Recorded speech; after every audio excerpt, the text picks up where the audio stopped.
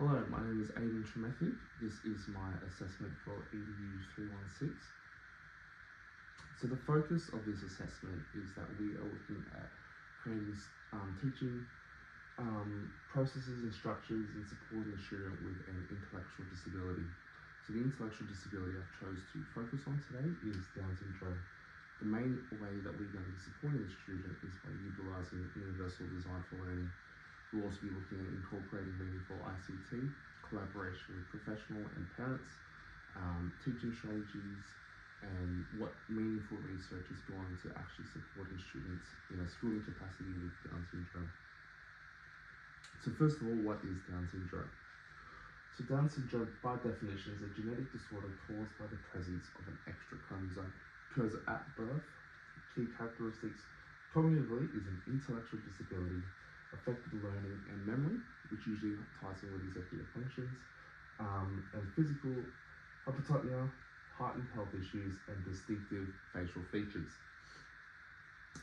Statistics, when we look at Down syndrome, show that from Down syndrome Australia show that about 50% of Down syndrome students are in mainstream schools, with about 50% in special education. A study by the Alana Institute found that students learn best in an inclusive educational environment in a mainstream setting. So what we're going to look is at how we can support Down syndrome students in the mainstream setting. When we also look at the key characteristics, hypotopia is a fancy word which essentially just means that they have low muscle tone and that there is heightened issues for health and heart problems down the track for people who experience Down syndrome. So now we look at the needs for students with Down syndrome, particularly students, people with Down syndrome, but for this assessment we focus on students.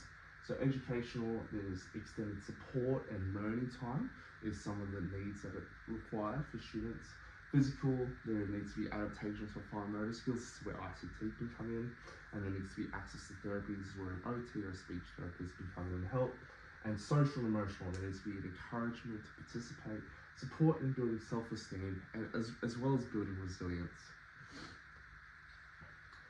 One thing we need to know is that there is a way to act and there is a code of conduct, there's ethical procedures and processes we need to follow.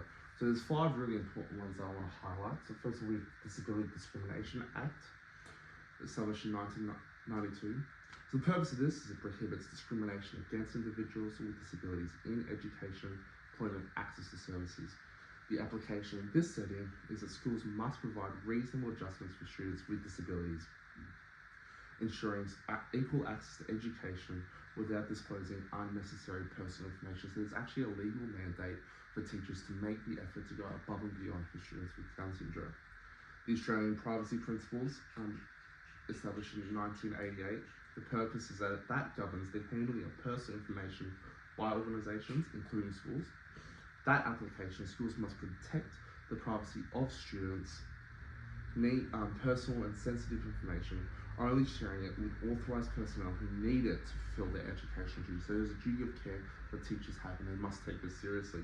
With the NDIS, the National Disability Insurance Scheme, this supports individuals with disability in accessing necessary services. So this applies to speech, OT, external services, as well as schooling services that support students with Down syndrome. We have the Australian Professional Standards for Teachers, the APST. So there is an ethical code of practice that teachers are expected to adhere to when they become a teacher under this branch. So teachers have ethical obligations outlined in the APST, including maintaining confidentiality and respecting students' privacy. The application, obviously, teachers must ensure that information about a student's disability is only shared with those who need to know, important stakeholders like professional workers or parents, and they always keep their students' best interest in mind. Lastly, we have child protective legislation. This protects children from harm, including safeguarding their privacy. Application is obviously confidentiality must be balanced with mandatory reporting requirements if a student is at risk. So you must always, there's a lot of this legislation, there is an obligation to not only service these students with Down syndrome, but to go above and beyond. And I think that's really important, that those who are less fortunate than us, that it is, I think it's a Christian point of view, that you're always looking to support, always looking to help. It's the whole idea of you're always looking after the widows and the orphans. You're always helping people where the need is. And I think this is fantastic that the Australian government and Australian teaching standards and all these, in the NDS, they have these initiatives that encourage us to look after people who need it. And so now we'll look at incorporation of UDL. So UDL is Universal Design for Learning. So there's 3 core principles of UDL when we look at it. There's engagement, representation, action, and expression. So engagement is incorporating students' interest in learning, simply. Representation is visual supports and hands-on activities. And action and expression is different forms of expressions. So to be more thorough, so action and expression occurs when students are provided with different ways to demonstrate what they have learned. This could include allowing them to use speech-to-text tools, creating visual projects, or engaging in role-play activities, ensuring that they can express their understanding in a way that aligns with their strengths. For example, say you're doing Christian Ed one day, and you have been doing some of the parables of Jesus. You can get the students together to retell a parable in their own way, allowing them to have agency, visual, kinesthetic, hands-on learning. When we look at representation, it's presenting information in various formats, visual, auditory, and kinesthetic, to accommodate different learning preferences. For instance, using visual aids like pictures, videos, and diagrams alongside verbal instructions can help students with Down syndrome understand complex concepts more quickly. And then when we look at engagement, it's foster motivation and engagement by offering choices and how students engage with the material. For example, allowing students with Down syndrome to working on a project alone with a peer or in a small group can increase their motivation and participation, as well as just knowing the student and what their interests are. You might have a student that is really interested in cars, and following that interest, you might have one that's really interested in horses. Following that interest and actually engaging the students and meeting where that's at. It's one of the key ways of being able to engage with Down syndrome students in a meaningful way. Now we'll look at some learning and teaching strategies that fall under that. So we have differentiation, which is probably one of the main ones when it comes to teaching a student with Down syndrome. As things happen slower and they are affected not through their own fault, just through what's happened, you need to tailor instruction to their learning pace using scaffolding and frequent review, especially including multi-sensory teaching methods. So when we go back here, that's what happens when you have different means of representation. Explicit teaching, break down complex tasks, use clear language. It's important that you just don't assume what's going on in the mind of a Down syndrome student, but you're actually slow, you're meaningful, you try to connect with them, engage with them in a fair and honest way. And ICT, incorporate play-based apps to reinforce skills. So scaffolding can occur, one of the ways scaffolding can occur, say a student is struggling to understand how to say specific words, is struggling to understand. Shared reading is an amazing way where you can actually go through this process and teach students some amazing things. ICT is a fantastic way that you can actually encourage students to learn well with Down syndrome. It can occur through various apps, using an interactive whiteboard. I found in both my practice, interactive whiteboards are amazing at teaching in the classroom. It can help engage students through touch, engaging not just visually, but kinesthetically. It's that representation in the UDL method that is so amazing, engaging with students in all of their senses. You can utilize timers to help students with Down syndrome stay on task. I found that as an effective way in all classroom settings where a task, students, if they're not, self-managing is hard, and so if you have a timer, it can help them stay on task.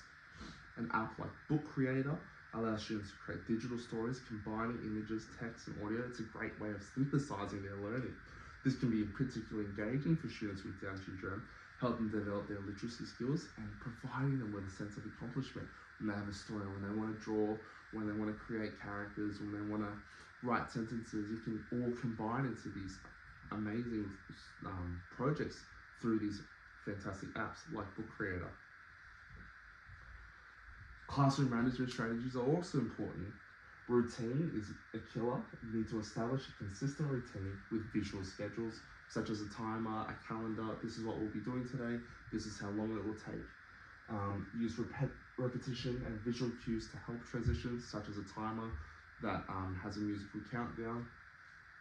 Communication, simple, clear language and visual aids. Use of augmented and alternative communication.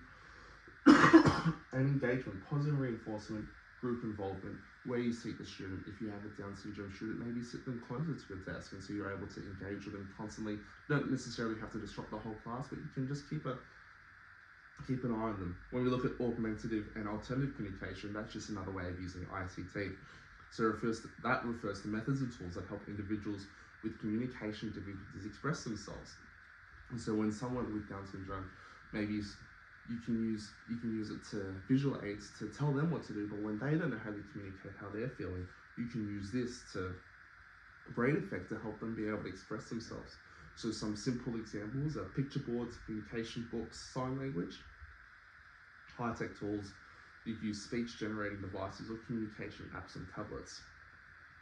What this does is it significantly enhances communication, helping them participate more fully in educational and social settings. It supports language development, reduces frustration, and fosters independence by providing ways to convey thoughts, needs, and emotions. Something that is just amazing at developing them holistically, developing their self-managing, communication, developing them cognitively and academically. It's amazing. Another important aspect is the involvement of parents, collaboration. Hold frequent meetings to discuss progress and share strategies and resources to use at home. And the homeschool connection, again, so important. Keep parents updated on daily progress, invite parents to classroom participation or special events. I'm at Crack at the moment. We had Science Week and Book Week in the same week, involving parents in processes and things like that just keeps them involved. As we saw, parents in the Alana Institute research show that parents find that there is such meaningful engagement when Down syndrome students get to be a part of everything that's going on. And I think inviting parents to that journey, keeping them in the loop, and so there can be continuity for the student as they go from home to school, is a great way of, again, as we look at routines, it's a great way of creating routines and structure in their life. The involvement of other professionals is amazing. It's a great benefit. Cross-curricular collaboration involving other professions like speech and occupational therapists to develop comprehensive support plans. Include these professions in an individualized educational plan. When Down syndrome students have their support plans created and go through their therapy, ensure that the teacher takes the time to understand the literacy scopes and phonetics the speech therapist is working on with Down syndrome students. So that, again, it's all about continuity, it's all about routine, it's all about consistency. So much complex things are happening to these students in such a pivotal part of their life. It's all about that consistent thread, and it's easy for them to follow, it's easy for them to scaffold and improve. Collaboration and consistency with other professions allows students with Down syndrome to be nurtured correctly. There's some amazing research that has gone into the best ways to educate students with Down syndrome. Two of the ones that really stuck out to me was the model of responsive teaching. So responsive teaching aims to improve three things with Down syndrome students. Aims to improve cognition, communication, and social and emotional learning. Its ethos is to promote holistic development in students. This approach involves closely monitoring the students' understanding, providing immediate feedback, and adapting lessons to include differentiated instruction, visual aids, and multisensory learning activities. And so it is all about being in that constant dialogue with the student. That's why routine, that's why seating them close to you, that's why having clear classroom management strategies. So when there needs to be feedback, and there needs to be a lot of it with Down syndrome students, you're able to, responsive teaching actually encourages that. So as they, and when you show them representation and engagement, and you follow their interests and you engage with them, and they ask questions, you respond to them. And what you're doing is you're actually meeting them where they're at, but allowing them a chance through scaffolding to build them up. And so it is an intense process, but it's so meaningful and so enriching in their lives because it gives them a chance to discover and play and tinker with things and learn. Another fantastic resource I found was the International Guidelines for the Education of Learners with Down syndrome. So they had 3 things that really stuck out to me that's important in teaching students with Down syndrome. They said to be explicit, patient teaching is required. Here, the marked ability to learn by imitation benefits learners with Down syndrome. So it's not just responding to what's happening, but also imitation.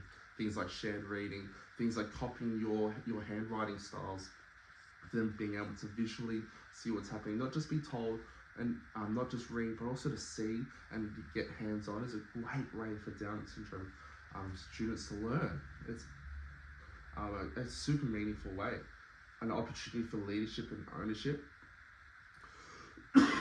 As we look at holistic development and these skills that apply to Down syndrome students, especially in a primary school setting, giving them the chance that, for example, when it is time to transition to, say, you're going from English to maths, or it's time to transition from morning tea to quiet reading time, giving the Down syndrome student the responsibility to be the person who calls everyone else in will actually improve their self-management skills and improve their social skills. And lastly, one of the most important things teachers can do is actually encourage independent interaction with other students. Don't hover these students or isolate them. So often it can feel like you need to make the decisions for them, or there's too much risk, you need to take them out of the scenario. Actually allow them to ask their questions, allow them to make friends, allow them to play independently and let their minds wander a little bit. Obviously when it comes to sequencing and scoping and teaching, there has to be that form of imitation or responsive communication, but in social settings, allow them that freedom to actually figure out what their personality is, give them that independence. In conclusion, again, thank you so much for listening. As this presentation shows, there is great opportunities for students with Down syndrome to go on the schooling journey. Yes, it's a patient journey, but it is such an enriching journey. A carefully considered approach, focusing on holistic development in a mainstream environment, create meaningful and dignified learning, which is what we all deserve. So again, thank you for listening.